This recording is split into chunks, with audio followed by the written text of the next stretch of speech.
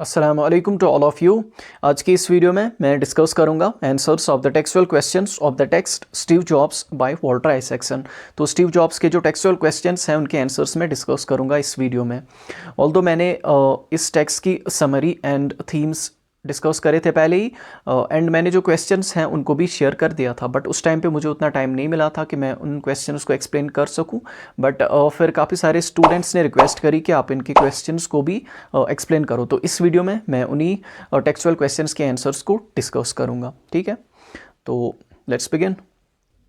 आप में से बहुत सारे लोगों को ये जो क्वेश्चंस हैं तो वो बड़े लगेंगे, मतलब इनके जो आंसर्स हैं वो बड़े लगेंगे, बट ऑब्वियसली ये जो क्वेश्चंस हैं तो लॉन्ग आंसर टाइप क्वेश्चंस हैं तो इनके आंसर्स भी लॉन्ग ही होंगे। एंड अगर यही जो सेम क्वेश्चंस हैं ये शॉर्ट में पूछते हैं तो आप अकॉर्डिंगली फिर इनको शॉर्ट भी कर सकते हो। And one more important thing कि जो भी क्वेश्चंस मैंने डिस्कस करे हैं उनको लास्टली मैंने समराइज़ भी करा है, तो वहाँ से भी आप हेल्प ले सकते हो, ठीक है, उनको शॉर्ट करने में। बाकी वीडियो में आगे बढ़ते हैं। Question number 1, according to the author, what kinds of cultural currents flowed together in the San Francisco of the 1960s? तो ऑथर के मुताबिक हमें बताना है कि कौन से कल्चरल करंट्स चल रहे थे, कौन सी कल्चरल मूवमेंट्स चल रही थी सैन फ्रांसिस्को में 1960s के टाइम पीरियड पे। तो 1960s के टाइम पीरियड पे सैन फ्रांसिस्को में बहुत सारी जो कल्चरल करंट्स हैं वो चल रही थी, एंड वो कौन सी है उनको हम वन बाय वन डिस्कस करेंगे। तो पहला है टेक्नोलॉजी रेवोल्यूशन। ठीक है, ये जो रीजन था सैन फ्रांसिस्को, तो इसमें हमने राइज देखा किस चीज़ का, टेक्नोलॉजिकल रेवोल्यूशन का। रेवोल्यूशन का मतलब होता है चेंज लाना, ठीक है, या प्रोग्रेस लाना या इनकलाब, वो तो पता ही है। तो टेक्नोलॉजी में बहुत ज़्यादा यहाँ पे प्रोग्रेस हो रही थी। एंड मतलब पहले क्या हुआ कि किस चीज़ से ये स्टार्ट हुआ, मिलिट्री कॉन्ट्रैक्टर्स के साथ। ठीक है, मिलिट्री कॉन्ट्रैक्टर्स मतलब क्या होता है कि जो डिफेंस है, जो गवर्नमेंट है वो पैसा देती है प्राइवेट कंपनीज़ को कि आप हमारे लिए वेपन्स वगैरह बनाओ, आप हमारे लिए चीज़ें बनाओ। ऑल्दो ये जो मिलिट्री कॉन्ट्रैक्टर्स होते हैं ये सोल्जर्स की तरह नहीं होती, या इनका जो प्रोफेशन है वो सोल्जर नहीं होता, बट ये क्या करते हैं कि ये इनके लिए काम करते हैं। ठीक है, तो ये होता है मिलिट्री कॉन्ट्रैक्टर्स, मतलब जो मिलिट्री हैं ये इनको, या जो डिफेंस है ये इनको कॉन्ट्रैक्ट देते हैं कि आप हमारे लिए जो चीज़ें हैं वो बनाओ। ठीक है, तो ये चीज़ें इसमें हुई, एंड बहुत ज़्यादा जो कंपनीज़ है, इलेक्ट्रॉनिक कंपनीज़ है वो बनने लगी, जो कि इलेक्ट्रॉनिक चीज़ें वगैरह थी वो बनाती थी। जो फिल्म इंडस्ट्री है इसमें हमने बहुत ज़्यादा प्रोग्रेस देखा। जो वीडियो गेम्स है वो बनने लगी, एंड जो कंप्यूटर्स है तो वो बनने लगे, इनका जो साइज़ है वो रिड्यूस होने लगा। पहले बहुत बड़े बड़े कंप्यूटर्स हमारे पास होते थे, उसके बाद ये जो कंप्यूटर्स का साइज़ है तो छोटा छोटा होने लगा, एंड आज हमारे पास हम देखते हैं जो हमारा मोबाइल फ़ोन है ये भी एक कंप्यूटर है, तो इसका जो साइज़ है वो कितना ज़्यादा रिड्यूस हो चुका है। ठीक है, तो यही सब चीज़ें जो है चल रही थी। तो पहली चीज़ हमने देखी वो क्या था, technology revolution. Second point, hacker सब कल्चर। जो सेकेंड पॉइंट है तो वो है हैकर सब कल्चर। तो हैकर सब कल्चर क्या है वो भी हम डिस्कस करेंगे। हैकिंग वर्ड जब भी हमारे दिमाग में आती है, हैकर वर्ड जब भी हमारे दिमाग में आता है तो हमारे दिमाग में एक इमेज आती है दैट्स इलीगल मीन्स। ठीक है, बट ऐसा नहीं था उस टाइम पे। जो हैकर सब कल्चर था तो ये आज के हैकिंग वगैरह से पूरा बिल्कुल ही डिफरेंट था। ठीक है, एंड ये क्या था ये हम डिस्कस करेंगे। सैन फ्रांसिस्को में जो हैकर सब कल्चर है वो भी चल रहा था। अब ये हैकर सब कल्चर क्या था कि मतलब इसमें थे इंडिविजुअल्स, कुछ ऐसे इंडिविजुअल्स जो कि क्या करते थे कि आपस में काम करते थे, आपस में आइडियाज़ वगैरह शेयर करते थे। सपोज़ अगर ये काम कर रहे थे किसी चीज़ पे, सपोज़ मैं एग्जांपल यहाँ पे लूँ, अगर ये माउस पे काम कर रहे थे तो ये क्या करते थे कि एक साथ काम करते थे, एक साथ जो आइडियाज़ हैं इनको शेयर करते थे।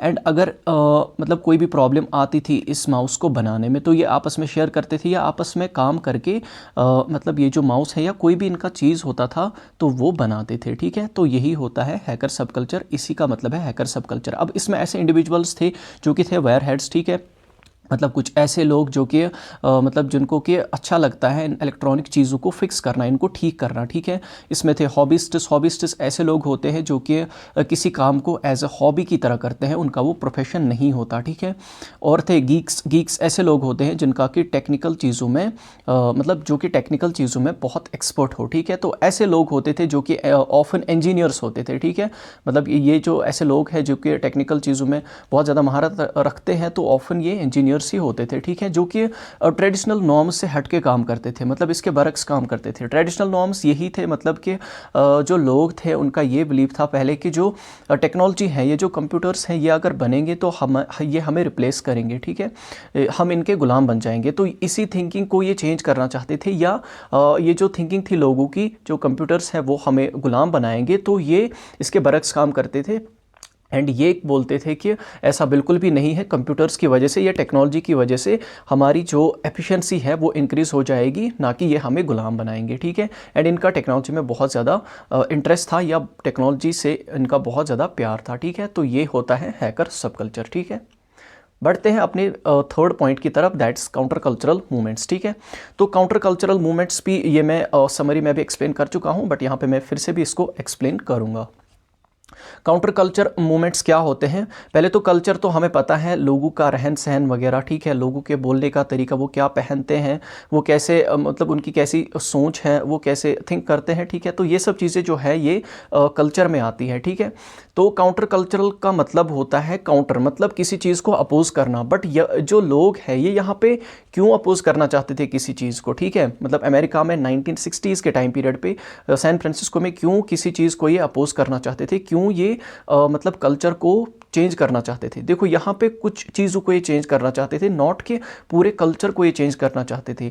लोगों के रहन सहन को ये चेंज नहीं करना चाहते थे, लोग कैसे बोलते हैं इसको ये चेंज नहीं करना चाहते थे। बट कुछ चीज़ें थी, कुछ जो लोगों की थिंकिंग थी उसको ये कहीं हद तक चेंज करना चाहते थे। एंड मोस्टली दो रीजंस थे जो कि मैं ऑलरेडी एक्सप्लेन भी कर चुका हूँ, फिर से भी इनको मैं एक्सप्लेन करूँगा। वो क्या था? पहली चीज़ ये थी कि उस टाइम पे रेशियल डिस्क्रिमिनेशन चल रहा था, ठीक है। जो वाइट्स एंड ब्लैक्स के बीच में जो डिफरेंसेस थे तो वो बहुत ज़्यादा थे। ब्लैक्स को वो हक नहीं मिलते थे, उनको बहुत बुरी तरीके से ट्रीट करा जाता था। इवन आज भी कहीं हद तक अमेरिका में रेशियल डिस्क्रिमिनेशन है, ठीक है। बट उस टाइम पे कुछ ज़्यादा ही प्रिवेलेंट था, ठीक है। तो इस चीज़ को ठीक करने के लिए ये जो काउंटर कल्चरल मूवमेंट्स हैं ये मतलब वजूद में आई। एंड एक और चीज़ ये भी थी कि जो अमेरिका है मतलब उस टाइम पे यूएसए एंड यूएसएसआर जो थे तो ये आपस में वॉर मतलब इनके बीच में चल रहा था। एंड ये जो वॉर था ये कोई डायरेक्ट वॉर नहीं था, बल्कि ये था कोल्ड वॉर। मतलब ये आपस में डायरेक्टली नहीं लड़ते थे, या अगर लड़ते भी थे तो अपनी कंट्रीज़ में नहीं लड़ते थे, तो ये किसी दूसरी कंट्री में लड़ते थे ताकि इनका ज़्यादा नुकसान ना हो। बट ऑब्वियसली अगर ये दूसरी कंट्री में भी लड़ते थे तो इनका पैसा दूसरी कंट्री में जा रहा था, इनके जो सोल्जर्स थे वो किसी दूसरी कंट्री में मतलब ऐसे मर रहे थे या लड़के ऐसे मर रहे थे, तो इनका पैसा वहाँ पर खर्च हो रहा था। तो जो लोग हैं, जो पॉलिटिकल एक्टिविस्ट्स वगैरह थे, वो इनको बोलते थे कि आप ऐसा क्यों कर रहे हो, किसी दूसरी कंट्री में आप ऐसे मतलब वॉर लड़ रहे हो जिसकी वजह से हमारी खुद की कंट्री को नुकसान हो रहा है, ठीक है। तो इसी की वजह से ये जो काउंटर कल्चरल मूवमेंट्स हैं तो ये वजूद में आई। एंड इसमें कौन सी इंपॉर्टेंट मूवमेंट्स थी, जैसे हिप्पी मूवमेंट जो कि अमेरिकन यूथ मूवमेंट थी 1960-70s के टाइम पीरियड पे, जो कि इन सोशल कन्वेंशंस को मतलब सोशल कन्वेंशंस यही थे कि जो भेदभाव वगैरह चल रहा था वाइट्स एंड ब्लैक्स के बीच में तो इनको ठीक करना चाहते थे। एंड एक और मूवमेंट थी सिविल राइट्स मूवमेंट, ये बिल्कुल ये मतलब इसका बिल्कुल मकसद यही था कि जो रेशियल डिस्क्रिमिनेशन है उसको ख़त्म किया जाए, जो सारे लोग हैं वो इक्वल है एंड सोसाइटी में जस्टिस रहे, ठीक है। तो इसी की वजह से ये जो काउंटर कल्चरल मूवमेंट्स थी तो ये वजूद में आई। Fourth point, self fulfilment movements, ठीक है। सैन फ्रांसिस्को 1960s में ये भी एक कल्चरल करंट चल रहा था उस टाइम पे, ठीक है। सेल्फ फुलफिलमेंट का मतलब क्या होता है कि खुद को सेटिस्फाई करना, बट यहाँ पे गलत तरीके से बात नहीं हो रही है बल्कि अच्छे मीन से खुद को सेटिस्फाई करना। सैन फ्रांसिस्को में हमने देखा कि मूवमेंट्स ऐसी भी चल रही थी जिनका ये मकसद था कि इंसान को एनलाइटमेंट हासिल हो। एनलाइटमेंट का मतलब ये होता है कि उनको नॉलेज हो हमारे लिए क्या चीज़ सही है एंड क्या चीज़ गलत है। एंड ये जो पर्सनल एनलाइटमेंट है ये इनको कैसे मिलती थी? Through practices. कौन से practices? Such as Zen. Zen जो है ये एक मेडिटेशन का तरीका है जो कि बुद्धिस्ट लोग करते हैं। हिंदुइज्म आपको पता है, मेडिटेशन एंड योगा ये भी आपको पता है, एक्सप्लेन करने की ज़रूरत नहीं है। Fifth point, political activism. Political activism का मतलब होता है जब आम लोग या जो इंडिविजुअल्स है वो जो पॉलिटिक्स में एक्टिव रोल प्ले करेंगे, दैट्स कॉल्ड पॉलिटिकल एक्टिविज्म। तो फ्री स्पीच मूवमेंट एक मूवमेंट उस टाइम पे स्टार्ट हुई, जो कि स्टार्ट हुई कहाँ से? यूनिवर्सिटी ऑफ कैलिफोर्निया बर्कली से। तो इस मूवमेंट ने एक ऐसी जनरेशन पैदा करी जो कि पॉलिटिकल एक्टिविस्ट्स थे, मतलब इसी पॉलिटिक्स में वो एक्टिव रोल प्ले कर रहे थे। तो इनका ये मकसद था कि जो लोग हैं उनके पास ये फ्रीडम हो कि वो खुद को फ्रीली एक्सप्रेस कर पाए, मतलब वो जो भी बात कहना चाहते हैं वो ऑडियंस तक या गवर्नमेंट तक अच्छे से पहुंचा पाए एंड उनके मतलब बीच कोई भी रुकावट ना हो, ठीक है। तो यही इनका मकसद था एंड सोसाइटी में ये चेंज लाना चाहते थे, ठीक है। लास्टली इसको थोड़ा सा समराइज़ करा है। ये जो कन्वर्जेंस था इन कल्चरल करंट्स का, जिसमें कि थे, जैसे हमने देखा टेक्नोलॉजिकल रेवोल्यूशन देखा हमने, या काउंटर कल्चरल मूवमेंट्स देखी हमने, या पॉलिटिकल एक्टिविज्म देखा, तो इसकी वजह से एक यूनिक एटमॉस्फेयर बन गया सैन फ्रांसिस्को में इस 1960s के टाइम पीरियड पे। एंड इसी एनवायरनमेंट में, इसी एटमॉस्फेयर में जो फिगर्स थे लाइक स्टीव जॉब्स एंड जो बाकी के एप्पल के फाउंडर्स थे, तो उन्होंने अपना जो उनका ये था कि हम एक बिजनेस खड़ा करेंगे, ठीक है, जिसमें कि हम पर्सनल कंप्यूटर्स वगैरह बनाएंगे, तो इसकी बर्थ हुई, ठीक है। मतलब एक परफेक्ट इनका एक एनवायरनमेंट यहाँ पे मिल गया जिसमें कि ये जो अपना बिजनेस है, ये जो अपने कंप्यूटर्स हैं, तो इनको बना सके, ठीक है। तो आई गेस ये जो पहला क्वेश्चन है ये आपको अच्छे से क्लियर है। तो बढ़ते हैं अपने नेक्स्ट क्वेश्चन की तरफ। Question number 2. What factors led to the embracing of the computer as a symbol of individual expression and liberation? Question number 2 जो है वो ये है कि कंप्यूटर्स को कैसे देखा गया as a symbol of individual expression and liberation, मतलब कि कंप्यूटर्स की वजह से कैसे एक इंडिविजुअल को ज़्यादा से ज़्यादा मौका मिलेगा कि वो खुद को एक्सप्रेस कर पाए, एंड कैसे उसे ज़्यादा से ज़्यादा फ्रीडम मिलेगी, ठीक है। तो ये चीज़ हमें बतानी है। देखो, ये बात हो रही है 1960s एंड 70s के टाइम पीरियड की। इस टाइम पे जो लोगों की थिंकिंग थी तो वो पूरी डिफरेंट थी। इवन जो काउंटर कल्चरल लोग थे, ठीक है, उनकी ये थिंकिंग थी कि कंप्यूटर्स की वजह से या जो टेक्नोलॉजी की वजह से हम टेक्नोलॉजी के गुलाम बन जाएंगे, हमारी जो फ्रीडम है वो रेस्ट्रिक्ट हो जाएगी, हम खुद को एक्सप्रेस नहीं कर पाएंगे, ठीक है। बट यहाँ पे कुछ ऐसे फैक्टर्स रहे जिनकी वजह से ये जो पूरी थिंकिंग है उसको चेंज कर दिया गया। तो उसमें जो पहला चीज़ था, जो पहला फैक्टर था, वो क्या था? दैट वाज कल्चरल कन्फ्लुएंस, ठीक है। कल्चरल कन्फ्लुएंस, तो कन्फ्लुएंस का मतलब होता है संगम। तो बहुत सारी जो कल्चरल चीज़ें हैं तो इनका संगम हमें देखने को मिला San Francisco and Santa Clara में 1960s एंड 70s के टाइम पीरियड पे, ठीक है। तो यहाँ पे हमने बहुत सारी चीज़ें देखी, जैसे टेक्नोलॉजिकल रेवोल्यूशन हमने देखा काउंटर कल्चरल मूवमेंट्स, हमने पॉलिटिकल एक्टिविज्म देखा, हमने सेल्फ फुलफिलमेंट मूवमेंट्स देखे जिसमें हमने देखा meditation, yoga, Zen, Hinduism extra. And ये जो फ्यूजन था बहुत सारी डिफरेंट चीज़ों का, ठीक है। तो इनका जब इनका फ्यूजन होने लगा इन डिफरेंट चीज़ों का, तो इनकी वजह से एक यूनिक एनवायरनमेंट बन गया जहाँ पे जो टेक्नोलॉजी है एंड जो एनलाइटमेंट है, तो इसको हमने साइमल्टेनियसली देखा, ठीक है। ये जो टेक्नोलॉजी है एंड जो एनलाइटमेंट है, तो इससे पहले इन दो चीज़ों को बहुत डिफरेंट माना जाता था, मतलब एक दूसरे से बहुत डिफरेंट माना जाता था। ऐसा माना जाता था कि एक इंसान जो है जब वो टेक्नोलॉजिकल चीज़ों को यूज़ करेगा तो वो एनलाइटमेंट हासिल नहीं कर सकता। बट फिर ये जो थिंकिंग है ये धीरे धीरे चेंज होने लगी। ऐसा बताया गया कि जब लोग हैं वो टेक्नोलॉजी के पीछे भी जब भागेंगे, टेक्नोलॉजिकल चीज़ों का इन्वेंशन करेंगे, इनका यूज़ करेंगे, एट द सेम टाइम वो एनलाइटमेंट भी हासिल कर सकते हैं। इन प्रैक्टिसेस के थ्रू, योगा के थ्रू, मेडिटेशन के थ्रू वो एनलाइटमेंट भी हासिल कर सकता है, ठीक है। सेकेंड फैक्टर हिप्पी मूवमेंट, ये मैं ऑलरेडी एक्सप्लेन कर चुका हूँ, मुझे नहीं लगता इसको मुझे फिर से एक्सप्लेन करने की ज़रूरत है। थर्ड फैक्टर इज़ हैकर सब कल्चर। हैकर सब कल्चर भी मैं एक्सप्लेन कर चुका हूँ, बट मुझे इसमें कुछ एक दो चीज़ें और एक्सप्लेन करनी है, तो इसलिए मैं इसको फिर से थोड़ा सा एक्सप्लेन करूँगा। इसकी जो मीनिंग है वो आपको पता है, वो मैं समझा चुका हूँ, बट यहाँ पे मुझे एक दो चीज़ें एक्सप्लेन करनी है। वो क्या है कि जो हैकर सब कल्चर के लोग थे, इन्होंने इंटरफेयर किया या इन्होंने बातचीत करी किन लोगों के साथ? काउंटर कल्चरल लोगों के साथ, क्योंकि काउंटर कल्चरल के जो लोग थे उनकी भी यही थिंकिंग थी पहले कि कंप्यूटर्स की वजह से हम इनके गुलाम बन जाएंगे, हमारी एफिशिएंसी कम हो जाएगी। बट इनकी ये जो थिंकिंग है ये चेंज करी किन्होंने? इन्हीं हैकर सब कल्चर के लोगों ने, इन्हीं हैकर्स ने इनकी जो थिंकिंग है वो चेंज कर दी। उन्होंने इनको बोला कि इन टेक्नोलॉजिकल चीज़ों की वजह से जो एक इंसान है उसको ज़्यादा से ज़्यादा फ्रीडम मिलेगी, ठीक है, वो ज़्यादा से ज़्यादा खुद को एक्सप्रेस कर पाएगा। तो इन्होंने ही ये जो इनकी थिंकिंग है ये चेंज कर दी धीरे धीरे, ठीक है। तो इसका भी एक मेन फैक्टर रहा कंप्यूटर्स को फिर देखा गया as a symbol of individual expression and liberation. तो उसके बाद जो फोर्थ पॉइंट है that is Stewart Brand's Whole Earth Catalog. जो स्टीवर्ट ब्रैंड थे तो ये एक अमेरिकन राइटर थे, तो इन्होंने एक मैगजीन दिया जिसका नाम था होल अर्थ कैटलॉग, ठीक है। ये जो होल अर्थ कैटलॉग था तो इसमें बताया गया कि टेक्नोलॉजी जो है ये एक ऐसा टूल है जिसकी वजह से आम लोगों को बहुत ज़्यादा पावर मिलेगा, ठीक है, वो एम्पावर हो जाएंगे। इसमें इस आइडिया को प्रमोट किया गया कि इंडिविजुअल्स जो हैं जब वो टेक्नोलॉजी का यूज़ करेंगे तो उनकी वजह से उनकी जो ज़िंदगियाँ हैं वो बेटर हो जाएगी, उनकी वजह से वो ज़्यादा से ज़्यादा खुद को एक्सप्रेस कर पाएंगे, उनकी वजह से जो लोग हैं इनको ज़्यादा से ज़्यादा फ्रीडम मिलेगी, ठीक है। तो ये था फोर्थ पॉइंट। उसके बाद जो फिफ्थ पॉइंट है that is homebrew computer club. Homebrew computer club, जो होमब्रू कंप्यूटर क्लब था तो उसका भी एक मेन मकसद रहा इस थिंकिंग को चेंज करने में, जिसकी वजह से लोगों ने कंप्यूटर्स को देखा as a symbol of individual expression and liberation. ये जो होम ब्रू कंप्यूटर क्लब था तो ये लोगों का एक ग्रुप था जहाँ पे टेक एंथुसियास्ट्स होते थे। टेक एंथुसियास्ट्स ऐसे लोग होते हैं जिनका कि टेक्नोलॉजी से बहुत ज़्यादा लव हो, ठीक है।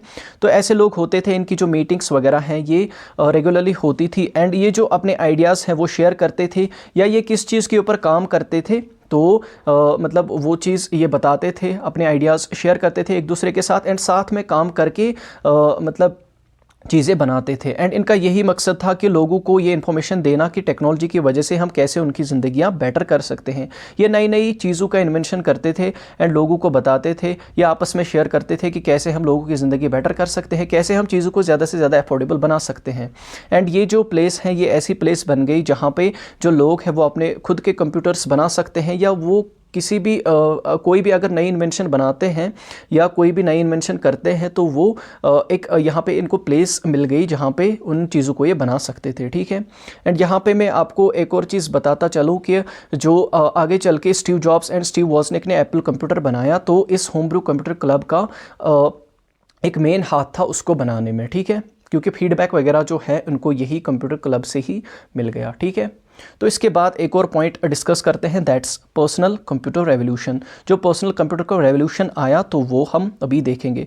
जब जो पर्सनल कंप्यूटर्स थे तो जब उनका इन्वेंशन हुआ, जैसे एल्टायर एंड एप्पल वन जो है वो बन गया, तो इसकी वजह से इंडिविजुअल्स जो है उनको एक डायरेक्ट एक्सेस मिल गई कि वो जो कंप्यूटर का जो पावर है उसको एक्सेस कर पाए या उसको देख पाए, क्योंकि इनकी वजह से जब इन्होंने इन कंप्यूटर्स का यूज़ करा तो इनको ये पता लग गया कि इनकी वजह से हमारी एफिशिएंसी इंक्रीज़ हो जाएगी। क्योंकि पहले क्या होता था, जो कंप्यूटर्स थे वो ब्यूरोक्रेट्स के पास ही होते थे, बड़े बड़े लोगों के पास ही होते थे, क्योंकि जो उनका साइज़ था वो बहुत बड़ा था, कंप्यूटर्स का साइज़ बहुत बड़ा था एंड जो आम लोग हैं वो इसको अफोर्ड नहीं कर पाते थे। बट फिर जब पर्सनल कंप्यूटर का रेवोल्यूशन आया, इनका जो साइज़ है कंप्यूटर्स का जो साइज़ है वो रिड्यूस होने लगा, तो आम लोग भी जो आम लोग भी जो कंप्यूटर्स हैं उनको अब अफोर्ड कर सकते थे, ठीक है। जब उनको पता चला कि कंप्यूटर्स की वजह से हम मतलब एफिशिएंट बन जाएंगे तो इनकी जो फिर थिंकिंग है वो फिर चेंज होने लगे एंड इन्होंने देखा कि कंप्यूटर्स की वजह से हम खुद को ज़्यादा से ज़्यादा एक्सप्रेस कर सकते हैं एंड हमें ज़्यादा से ज़्यादा अब फ्रीडम मिल रही है, ठीक है।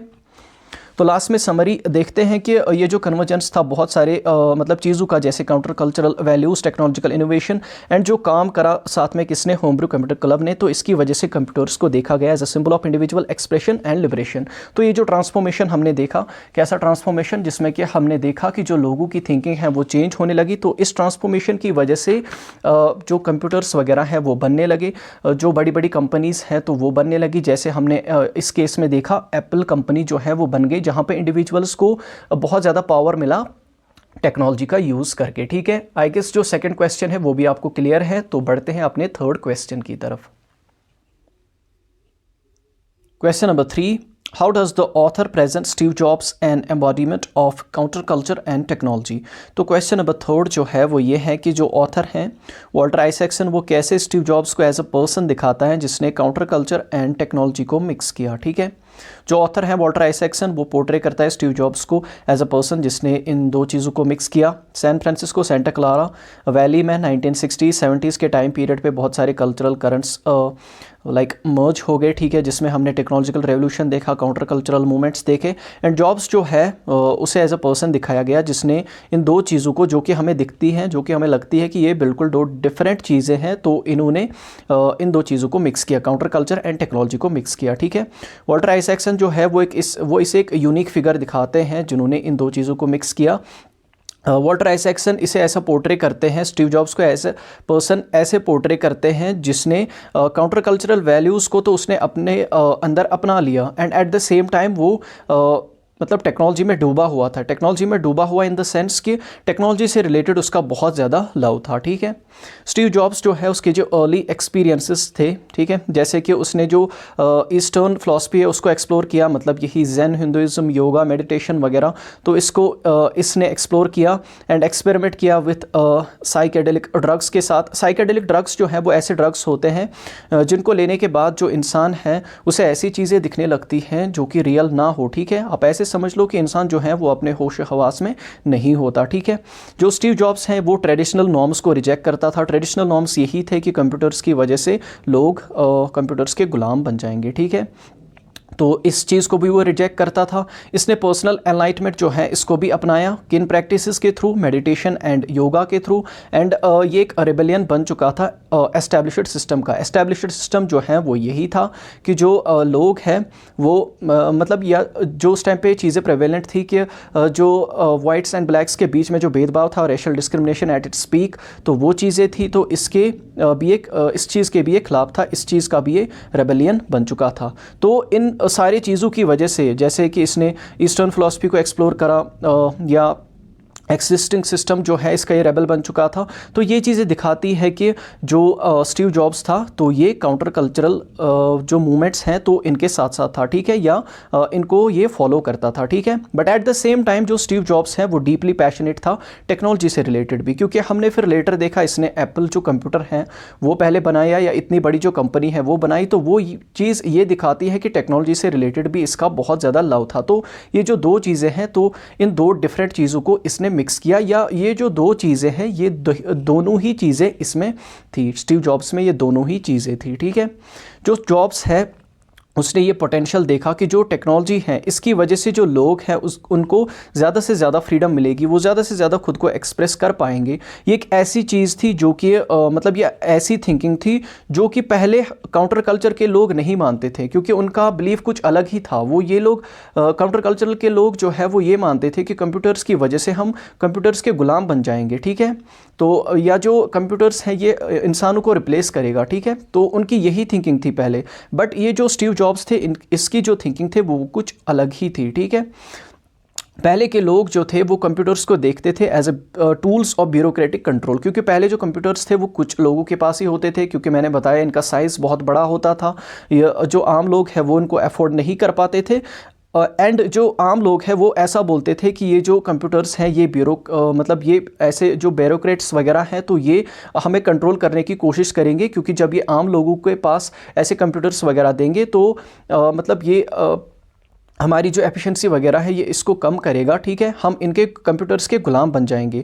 बट जो जॉब्स है वो मतलब उसका जो थिंकिंग था कंप्यूटर्स के रिलेटेड वो कुछ अलग ही थी। वो ऐसा बोलता था जब आम लोगों के पास ये जो कंप्यूटर्स वगैरह हैं ये जब आम लोगों के पास आएंगे, जब आम लोग इनको अफोर्ड करेंगे, इनका यूज़ करेंगे, तो उनकी जो मतलब फ्रीडम है वो ज़्यादा इंक्रीज़ हो जाएगी एंड वो खुद को ज़्यादा से ज़्यादा एक्सप्रेस कर पाएंगे। जैसे मैंने एक एग्जांपल पहले भी दी थी कि मतलब आज के दौर में अगर किसी को भी कुछ कहना है तो उसे बस एक मतलब वीडियो बनानी है, उसे कोई भी पोस्ट डालना है किसी भी सोशल मीडिया प्लेटफॉर्म पे, तो वो अपनी जो बात है ऑडियंस तक पहुंचा सकता है, ठीक है। तो बिल्कुल कंप्यूटर्स के रिलेटेड भी जॉब्स का यही थिंकिंग थी कि मतलब अगर कोई भी इंसान कुछ भी करना चाहे तो वो कंप्यूटर्स के थ्रू करना चाहता था। ऑल्दो उस टाइम पे इंटरनेट वगैरह इतनी ज़्यादा चीज़ें नहीं थी, बट स्टिल जो कंप्यूटर्स वगैरह है तो इनकी वजह से जो लोग हैं उनको फ्रीडम मिल रही थी, ठीक है। जो जॉब्स है वो ये बिलीव रखता था कि जो कंप्यूटर्स हैं इनकी वजह से लोगों को एम्पावर मिलेगा, ठीक है, वो ज़्यादा पावरफुल बन जाएंगे। तो ये जो बोल रहे हैं काउंटर कल्चर के लोग कि ऐसे इंसान जो है वो इनका गुलाम बन जाएगा, तो ये बिल्कुल भी सच नहीं है, ठीक है। तो इसकी ये जो थिंकिंग है मतलब कि जो कंप्यूटर्स वगैरह हैं इनकी वजह से लोगों को फ्रीडम मिलेगी, तो ये बिल्कुल मतलब ये फ्रीडम मिलने का जो बोल रहा है स्टीव जॉब्स, तो ये बिल्कुल इस चीज़ के साथ अलाइन करता है जो कि काउंटर कल्चर के जो लोग हैं उनका भी यही मेन मोटो था या मेन आइडिया उनका भी यही था कि लोगों को फ्रीडम मिले। एंड जॉब्स जो है वो भी यही चीज़ बोलता था कि कंप्यूटर्स के यूज़ करने से लोगों को फ्रीडम ही मिलेगी, वो ज़्यादा से ज़्यादा खुद को एक्सप्रेस ही कर पाएंगे, ठीक है। तो इसकी वजह से हमें ये चीज़ भी पता चलती है कि जो जॉब्स है मतलब वो काउंटर कल्चरल मतलब मेंबर्स के साथ भी था या काउंटर कल्चर को भी वो फॉलो करता था। And at the same time वो ये भी बोलता था कि टेक्नोलॉजी की वजह से या इन शॉर्ट कंप्यूटर्स की वजह से लोगों को ज़्यादा से ज़्यादा फ्रीडम मिलेगी एंड वो ज़्यादा से ज़्यादा खुद को एक्सप्रेस कर पाएंगे, ठीक है। तो समरी में हम लास्ट में यही देखते हैं कि जो वॉल्टर आइजैक्सन है उसने स्टीव जॉब्स को पोर्ट्रे करा है एज ए यूनिक फिगर जिसने इन दो डिफरेंट चीज़ों को मिक्स किया। कौन सी दो चीज़ें? एक तो counter culture and second is technology, ठीक है। इन दो चीज़ों को इसने मिक्स किया, ये जो कॉम्बिनेशन था इन दो चीज़ों का, तो इनकी वजह से इसने पहला कंप्यूटर बनाया, जो एप्पल कंप्यूटर है वो बनाया। उसके बाद एप्पल जो कंपनी है वो बनाई, तो एप्पल कंपनी में फिर बहुत सारे जो प्रोडक्ट्स हैं वो बनाए गए एंड उन प्रोडक्ट्स का कितना ज़्यादा इम्पैक्ट है आज की लाइफ में तो वो हम देखते ही हैं, ठीक है। तो आई गेस जो थर्ड क्वेश्चन है वो भी आपको अच्छे से क्लियर है। तो बढ़ते हैं अपने फोर्थ क्वेश्चन की तरफ। Question number 4, how was Apple one born, what factors were important in its creation. जो क्वेश्चन नंबर 4 है वो ये है कि जो एप्पल वन है इसकी बुनियाद कैसे डाली गई एंड कौन से इंपॉर्टेंट फैक्टर्स थे इसकी क्रिएशन में। ठीक है, जो एप्पल वन है इसकी बुनियाद ऐसे डाली गई जब स्टीव जॉब्स एंड स्टीव वॉजनिक ने कंबाइंड एफर्ट्स डाले, एक साथ काम करा, तो तब जाके ये पॉसिबल हो पाया कि ये एप्पल वन को बना सके। ठीक है, जो एक इंपॉर्टेंट सिग्निफिकेंट फैक्टर था एप्पल वन की क्रिएशन में, that was the emergence of Homebrew Computer Club. तो ये चीज़ मैं पहले भी एक्सप्लेन कर चुका हूँ। होम ब्रू कंप्यूटर क्लब क्या था? ये गैदरिंग थी लाइक माइंडेड एंथुसियास्ट्स की, मतलब ऐसे लोग जिनका कि टेक्नोलॉजी से रिलेटेड बहुत ज़्यादा लव था। तो ये क्या करते थे कि ऐसे पर्सनल कंप्यूटर्स वगैरह बनाते थे एंड जो अपने आइडियाज़ हैं, जो अपनी नई नई इन्वेंशंस हैं, तो उनके बारे में बात करते थे, जो आइडियाज़ है वो शेयर करते थे। तो ये एक प्लेटफॉर्म बन गया जहाँ पे जो लोग हैं वो अपने आइडियाज़ वगैरह हैं वो शेयर कर सके। ठीक है, एंड यही से ही जो स्टीव जॉब्स एंड स्टीव वॉजनिक हैं इनको एक सपोर्टिव कम्युनिटी मिल गई, मतलब ऐसे लोग मिल गए जो कि इनको सपोर्ट करे आगे कि हाँ आप इस चीज़ के ऊपर काम करो, हम आपको सपोर्ट करेंगे, कोई भी दिक्कत आती है तो हम आपको सपोर्ट करेंगे। एंड लेटर यही जो क्लब था इन्होंने ही इनको फिर फीडबैक दिया इसी एप्पल कंप्यूटर के वन के डिस्प्ले के टाइम पे। ठीक है, तो ये चीज़ें थी। उसके बाद जो मतलब लेटर हम देखते हैं कि जो वॉजनिक हैं ये एक इंजीनियर था। ठीक है, हेवलेट पैकर्ड में, ठीक है, जो कि HP हैं। तो यहाँ पे एक इंजीनियर था। ठीक है, तो इसका एक यूनिक विजन था खुद का कंप्यूटर बनाने में, खुद का एक पर्सनल कंप्यूटर बनाने में। एंड ये चाहता था कि मतलब ये आम लोगों में ऐसे ही मतलब बांट दे, फ्री में बांट दे ये कंप्यूटर्स, क्योंकि ये चाहता था कि जो लोग हैं वो ईजिली इसको अफोर्ड कर सके। ठीक है, जो मतलब वॉजनिक है इसने पोटेंशियल देखा कि मैं एक स्मॉल कंप्यूटर बना सकता हूँ। ठीक है, जिसका कि खुद का एक माइक्रो प्रोसेसर वगैरह होगा।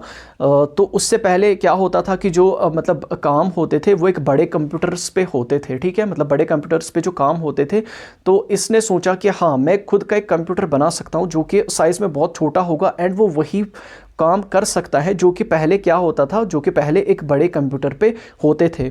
तो इसने ये चीज़ देखी एंड इसे ये जो आइडिया है वो कहाँ से मिला? ये इससे मिला इसी होम ब्रू कंप्यूटर क्लब से। ठीक है, ये जो इसने कॉन्सेप्ट यहाँ से डेवलप करा, ठीक है, ये जो इसके पास ये आइडिया आया कि मैं ऐसे एक कंप्यूटर बना सकता हूँ जो बहुत छोटा होगा, जो कि वैसे काम करेगा जैसे एक बड़ा कंप्यूटर करता है। तो ये जो आइडिया है ये इसे होम ब्रू कंप्यूटर से ही मिला एंड देन यही जो इसका आइडिया है यही फिर आगे एप्पल वन जो है वो बन गया। ठीक है, या इसी की वजह से ही इसने एप्पल वन जो है वो आगे चल के बनाया। जो वॉजनिक था तो इसका टेक्निकल चीज़ों में बहुत ज़्यादा इंटरेस्ट था एंड इसमें ये एक्सपर्ट था। ठीक है, एंड जो जॉब्स था उसका बिजनेस माइंड बहुत ज़बरदस्त था। तो एक साथ जब इन्होंने कंबाइंड एफर्ट्स डाले तो मतलब वॉजनिक का उसका मेन रोल था इसको बनाने में एंड जो मार्केटिंग वगैरह है, जो मतलब एक बिज़नेस इसको बनाना था, तो वो जो काम है वो किसने किया? स्टीव जॉब्स ने। ठीक है, तो जो जॉब्स हैं इसने जो वॉजनिक है इसको मतलब कन्विंस करा, ठीक है, तैयार करा कि हाँ हम इसको एक कंपनी की शेप देंगे, वरना जो वॉजनिक है वो पहले ऐसे नहीं मानता था कि हम इसको एक कंपनी की तरह बनाएंगे। ठीक है, वो चाहता था कि मैं आम लोगों को ऐसे ही फ्री में ये चीज़ें दूँ, बट जो जॉब्स है उसने ही फिर इसको कन्विंस करा कि हाँ हम इससे प्रॉफिट भी कमा सकते हैं। ठीक है, जो वॉजनिक है इन्होंने फिर इसका कंप्यूटर का डिज़ाइन दिया, सॉफ्टवेयर वगैरह जो है इसने ही लिखा। ठीक है, एंड मतलब साथ में फिर काम करके इन्होंने फिर ये जो एप्पल कंपनी है तो उसकी बुनियाद डाली एंड इनकी जो पार्टनरशिप एग्रीमेंट थी तो वो इन्होंने बनाई एंड देन इन्होंने फिर एप्पल कंप्यूटर बनाया एंड उस कंपनी का नाम इन्होंने रखा Apple company and Apple computer इन्होंने इस कंपनी का नाम रखा एंड ये जो कंपनी है ये अप्रैल 1976 में बनाई गई है, इसकी जो बुनियाद है वो यहीं पे डाली गई। तो एक की मूवमेंट था एप्पल वन की डेवलपमेंट में, that was their meeting with Paul Tyrol. मतलब क्या हुआ कि जब मतलब ये डिस्प्ले कर रहे थे इसका, जब इन्होंने ये कंप्यूटर बनाया तो फिर इन्होंने इसकी डेमोन्स्ट्रेशन करी, एप्पल वन की डेमोन्स्ट्रेशन करी स्टीव जॉब्स ने, किन के सामने? होम ब्रू कंप्यूटर क्लब के सामने। तो वहाँ पे एक बंदा बैठा था जिसका नाम था पॉल टेरल। तो पॉल टेरल जो है वो इस कंप्यूटर से बहुत ज़्यादा मुतासिर हुआ एंड इन्होंने बोला इनको, स्टीव जॉब्स को एंड स्टीव वॉजनिक को, कि मुझे ऐसे ही 50 कंप्यूटर चाहिए। ठीक है, मतलब उसका एक शॉप था, कंप्यूटर स्टोर था जिसका नाम था बाइट शॉप। ठीक है, तो उन्होंने तो इस पॉल टेरल ने इनको बोला मुझे ऐसे ही 50 कंप्यूटर्स चाहिए, तो मैं आपको इसके लिए $25,000 दूंगा। ठीक है, तो इनको यहाँ पे एक बड़ा ऑर्डर तो मिल गया, बट इनके पास दिक्कत ये थी कि इनके पास इतने पैसे नहीं थे कि ये पार्ट्स वगैरह जो है वो खरीद पाए, क्योंकि $15,000 के करीब इनके पार्ट्स आते थे एंड इनको मिलने वाले थे $25,000, बट वो इनको ऑर्डर के टाइम पे ही मिलते, मतलब या जब उसे ये जो 50 कंप्यूटर्स हैं वो दे देते। तो पहले इनको क्या करना था कि पार्ट्स के लिए जो पैसे लगते थे तो वो इनको कहीं से भी लाने थे, तो फिर उन्होंने फ्रेंड्स वगैरह से लोन लिया, मतलब बहुत सारी चीज़ें करी, तो तब जाके फिर इन्होंने ये जो अमाउंट है वो मतलब वो खड़ी करी, एंड तब जाके इन्होंने पार्ट्स वगैरह लाए एंड 50 कंप्यूटर्स का जो ऑर्डर है उसको फुलफ़िल करा। तो ये एक इम्पॉर्टेंट स्टेप था कि इसको या जो पर्सनल कंप्यूटर है या इनका जो पहला कंप्यूटर है एप्पल 1, तो इसको कमर्शलाइज करने में या इसको एक कंपनी की शेप देने में। ठीक, इन समरी में हम देखते हैं कि ये जो क्रिएशन थी एप्पल 1 की, तो इसमें बहुत सारी जो चीज़ें हैं वो हुई, मतलब बहुत सारी जो चीज़ें हैं वो फ्यूज़ हुई। जैसे टेक्नोलॉजिकल एंथुसियास्ट्स थे, मतलब ये किस में थे, होमब्रू कंप्यूटर क्लब में, एंड इनको एक सपोर्टिव कम्युनिटी मिल गई, तो ये भी थे कंप्यूटर क्लब से ही, मतलब होमब्रू कंप्यूटर क्लब से ही इनको एक सपोर्टिव कम्युनिटी मिल गई। इनको टेक्नोलॉजिकल एंथुसियास्ट्स भी वहीं से मिल गए। इनको एक यूनिक विजन था एक कंप्यूटर बनाने का जो कि लोगों के बेटरमेंट के लिए काम करेगा, एंड ये चाहते थे कि ये जो हमारा प्रोडक्ट है इसको हम एक बिजनेस की शेप दें। मतलब वॉजनिक एंड जॉब्स जो है वो ये चाहते थे कि ये जो प्रोडक्ट है हमारा, हम इसको एक बिजनेस की शेप दें, एंड इसकी वजह से हम एक खुद की एक बड़ी कंपनी बना पाए। ठीक है, एंड फिर तब जाके ये जो जर्नी है वो वहीं से स्टार्ट हुई। पहले इन्होंने एक कंप्यूटर बनाया, फिर इनको ये ऐसे ही मतलब ऑर्डर्स वगैरह मिल गए, एंड फिर लेटर इनको बहुत सारे ऑर्डर्स मिल गए, एंड तब जाके फिर इन्होंने इसको एक इतनी बड़ी कंपनी बनाई। ठीक है, जो फोर्थ क्वेश्चन है आई गेस वो भी अब आपको क्लियर है। कोई भी अगर डाउट वगैरह रहता है तो you can ask me in the comment section. बाकी वीडियो में आगे बढ़ते हैं। Question number 5. What's your estimate of Steve Jobs and his colleagues as depicted in the text? तो क्वेश्चन नंबर 5 जो है वो यही है कि हमें स्टीव जॉब्स एंड उसके जो कलीग्स हैं तो उनके बारे में हमें इंफॉर्मेशन देनी है कि वो कैसे इंसान थे, अच्छे थे, बुरे थे, कैसा उनका माइंड था। जो भी इंफॉर्मेशन हमें दी है टेक्स्ट में, तो उससे इंफॉर्मेशन लेके हमें इस क्वेश्चन को फ्रेम करना है। ठीक है, तो जो टेक्स्ट हैं उसमें हमें सारे कोलीग्स के बारे में तो उतना ज़्यादा नहीं दिया है, बट यस ऑफ कोर्स जो स्टीव वॉजनिक है तो उसके बारे में हमें एक बेटर अंडरस्टैंडिंग मिलती है। तो स्टीव जॉब्स के साथ साथ स्टीव जॉब्स को भी हम डिस्क्राइब करेंगे यहाँ पे अच्छे से। ठीक है, तो ये जो टेक्स्ट है एप्पल 1, ये जो चैप्टर है, तो इससे हमें एक बेटर अंडरस्टैंडिंग मिलती है स्टीव जॉब्स के बारे में, एंड उसके जो कोलीग्स हैं तो उनके बारे में हमें इन्फॉर्मेशन मिलती है जब वो एप्पल पे काम कर रहे थे, एप्पल कंप्यूटर पे काम कर रहे थे। स्टीव जॉब्स जो है उसको डिपिक्ट किया गया है इस टेक्स्ट में एज अ पर्सन जिसने कि ब्लेंड किया, ठीक है, जिसने कि मिक्स किया काउंटर कल्चर को, and at the same time वो पैशनेट था टेक्नोलॉजी से रिलेटेड भी। ठीक है, टेक्नोलॉजी से रिलेटेड भी उसका बहुत ज़्यादा लव था। तो ये चीज़ें मैं ऑलरेडी डिस्क्राइब कर चुका हूँ, मुझे नहीं लगता कि इसको मुझे फिर से उतना ज़्यादा एक्सप्लेन करने की ज़रूरत है। तो उसे पोर्ट्रे किया गया है एज अ पर्सन जो कि उस टाइम पे जो कल्चरल करंट्स चल रहे थे सैन फ्रांसिस्को, सेंटा क्लारा में 1960-70s के टाइम पीरियड पे, तो उससे वो बहुत ज़्यादा मुतासिर था। तो उसमें कौन कौन सी चीज़ें थी, जैसे कि hippie movement, counter cultural movements थी, या जो पर्सनल एलाइनमेंट मूवमेंट्स थी जिनको कि सेल्फ फुलफिलमेंट मूवमेंट्स भी कहा जाता है। ठीक है, तो जैसे कि मेडिटेशन, योगा, तो ये सारी चीज़ें जो है इनसे वो बहुत ज़्यादा मुतासिर था। एंड जॉब्स जो है उसको डिस्क्राइब किया गया एज अ पर्सन जिसने कि ये पोटेंशियल देखा कि टेक्नोलॉजी की वजह से हम या पर्टिकुलरली जो पर्सनल कंप्यूटर्स हैं तो उनकी वजह से जो एक इंसान है तो उसकी जो फ्रीडम है वो इंक्रीज़ हो सकती है, उसको ज़्यादा से ज़्यादा खुद को एक्सप्रेस करने का मौका मिलेगा। ठीक है, तो ये जो पोटेंशियल है ये स्टीव जॉब्स ने ही इस टाइम पे देखा, वरना जो मैक्सिमम लोग थे उनकी थिंकिंग यही थी कि कंप्यूटर्स की वजह से हम कंप्यूटर्स के गुलाम बन जाएंगे। ठीक है, या इनके आने से, इनके यूज़ करने से हम इनका गुलाम बन जाएंगे। आगे डिस्कस करते हैं। जॉब्स जो है इसको प्रेजेंट किया गया है टेक्स्ट में कि ये एक चेरिस्मेटिक पर्सन था, मतलब ये एक बहुत हैंडसम पर्सन था, बट समटाइम्स ये एक रुथलेस लीडर भी था। ठीक है, ये बहुत बेरहम बन जाता था, एंड मतलब बुरा बर्ताव करता था इसके जो कोलीग्स हैं उनके साथ भी, स्पेशली जो वॉजनिक है उनके साथ, या इवन जो इसकी फैमिली है उसके साथ भी ये बहुत बुरा बर्ताव करता था। But at the same time ये एक अच्छा लीडर भी था, इसका जो माइंड है वो बहुत ज़बरदस्त था। ठीक है, तो ज़्यादा इसका जो मतलब माइंड अच्छा था that was in business case. ठीक है, मतलब बिज़नेस में इसका बहुत अच्छा माइंड था, ये चाहता था कि ये जो प्रोडक्ट है एप्पल 1 जो ये प्रोडक्ट बनाए तो इसको ये एक बिज़नेस की फॉर्म दे। ठीक है, तो इसको ये जो एप्पल कंप्यूटर है तो इसको बेचे, एंड इसको बेच के ये एक कंपनी बनाए, एंड बहुत मतलब एक बड़ा एम्पायर खड़ा करे। ठीक है, तो इसने एक क्रूशियल रोल प्ले किया जो स्टीव वॉजनिक है उसको कन्विंस करने में कि ये जो कंप्यूटर डिज़ाइन तुम बना रहे हो तो हम इसको एक बिज़नेस की शेप देंगे, जिसकी वजह से इन्होंने फिर एप्पल पहले तो एप्पल 1 बनाया, उसके बाद जो एप्पल कंपनी है तो उसको बनाया। स्टीव वॉजनिक जो थे ऑन द अदर हैंड वो एक ब्रिलियंट इंजीनियर थे एंड प्रोग्रामर भी थे, जिसका कि इनिशियली ये फोकस था कि मैं कंप्यूटर का डिज़ाइन वगैरह बनाऊँ। ये तो बाद की बात है कि जो स्टीव जॉब्स है उसने ही स्टीव वॉजनिक को कन्विंस करा कि हम इसे एक बिज़नेस की फॉर्म देंगे। जो ये स्टीव वॉजनिक है इसको डिपिक्ट किया गया है एज अ पर्सन जो कि शाय था, ठीक है, एंड मतलब बहुत सारे लोगों में वो ऑकवर्ड फील करता था, उससे बहुत सही नहीं लगता था कि वो मतलब बहुत सारे लोगों में रहे या वहाँ पे बोले। But jobs on the other side वो एक अच्छा पब्लिक स्पीकर था, ठीक है, वो बहुत सारे लोगों के साथ कम्युनिकेट वगैरह करता था। बट जो स्टीव वॉजनिक है इसके पास ये इनक्रेडिबल टैलेंट था कि मतलब जो कंप्यूटर का हार्डवेयर एंड सॉफ्टवेयर डिज़ाइन करने में इसका बहुत बड़ा रोल था। इवन जो एप्पल कंप्यूटर 1 है तो उसका भी जो सॉफ्टवेयर हार्डवेयर जो है वो इसी ने ही दिया था, ठीक है। वॉजनिक का जो डेडिकेशन है कि इसने जो ये यूज़र फ्रेंडली कंप्यूटर बनाया, user friendly in the sense कि मतलब एक ऐसा कंप्यूटर जो कि इंसानों के बेटरमेंट के लिए काम करेगा, मतलब वही चीज़ की जो उस टाइम पे जो लोगों की थिंकिंग थी तो उसको चेंज करी, ठीक है।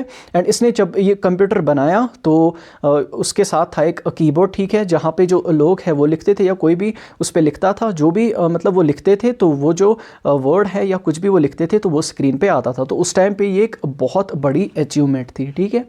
तो आगे बढ़ते हैं इस टेक्स्ट में मतलब हम आगे देखते हैं कि जो जॉब्स हैं एंड जो वॉजनिक हैं इनकी जो पार्टनरशिप थी तो ये आपस में मतलब ये आपस में एक दूसरे को कॉम्प्लीमेंट करती थी। व्हाट डज दैट मीन कि मतलब जॉब्स जो है वो एक चीज़ में अच्छा था एंड जो वॉजनिक थे वो दूसरी चीज़ में अच्छा था, एंड टुगेदर जो है ये मतलब एक दूसरे की जो कमियां हैं उनको दूर करते थे एंड एक बेटर टीम बनाते थे।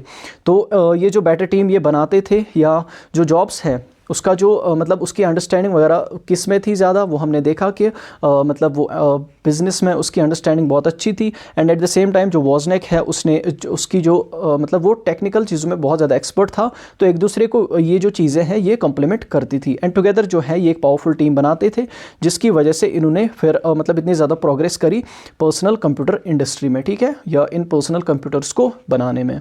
इस क्वेश्चन को समराइज़ करते हैं। ये जो टेक्स्ट हैं इसमें पोर्ट्रे किया गया है स्टीव जॉब्स को एंड उसके जो कोलीग्स हैं स्पेशली स्टीव वॉजनिक एज इंडिविजुअल्स जो कि फोर फ्रंट पे थे जिन्होंने टेक्नोलॉजिकल रेवोल्यूशन लाया उस टाइम पे, ठीक है, मतलब फाउंडिंग फादर्स जो थे इस टेक्नोलॉजिकल रेवोल्यूशन के उस टाइम पे तो वो यही स्टीव वॉजनिक, स्टीव जॉब्स वगैरह ही थे। इनका पैशन था इनोवेशन से रिलेटेड, मतलब ये चाहते थे नई नई जो चीज़ें हैं वो मार्केट में आए जिनकी वजह से लोगों को बेनिफिट हो, ठीक है। एंड इनका ये भी डिज़ायर था कि हम दुनिया की जो थिंकिंग है उसको चेंज कर सके टेक्नोलॉजी के थ्रू, क्योंकि हमें पता है उस टाइम पे लोगों की थिंकिंग कैसी थी। एंड इनकी ये जो जर्नी थी फ्रॉम हम्बल बिगिनिंग्स, ठीक है, मतलब कैसे इन्होंने ये जो जर्नी है वो स्टार्ट करी, इनका क्या मतलब विजन था, ठीक है। एंड तब जाके फिर इन्होंने एप्पल 1 बनाया एंड फिर लेटर एप्पल कंपनी बनाई। तो ये जो नतीजा था ये किस चीज़ का नतीजा था कि इनका जो यूनिक विजन था, विजन इनका यही था कि लोगों की थिंकिंग चेंज कर सके या लोगों के बेटरमेंट के लिए काम करे, ठीक है। इन्होंने ये जो कंप्यूटर बनाया तो इनकी वजह से लोगों को ही फ़ायदा हुआ, ठीक है। एंड इनके डिटर्मिनेशन की वजह से, ये इनके डिटर्मिनेशन का ही रिजल्ट था जिसकी वजह से इन्होंने ये एप्पल 1 बनाया कि हाँ हमें इस चीज़ पे काम करना है, हम इस चीज़ पे डट के काम करेंगे एंड तब तक नहीं हटेंगे जब हम इस चीज़ को नहीं बनाएंगे। तो ये इनका डिटर्मिनेशन था, तो इनकी वजह से ही जो चीज़ें हैं वो पॉसिबल हो सकी, ठीक है। तो यहाँ पे जो 5 क्वेश्चंस है तो यहाँ पे ख़त्म होते हैं, ठीक है। तो अब मैंने सारे क्वेश्चंस को एक्सप्लेन किया तो वीडियो यहाँ पे ख़त्म होती है। वीडियो अच्छी लगी हो तो प्लीज़ वीडियो को लाइक कीजिए, कमेंट कीजिए, शेयर कीजिए अपने दोस्तों के साथ एंड चैनल को ज़रूर सब्सक्राइब कीजिए and don't forget to press the notification bell. Have a nice day. Thank you.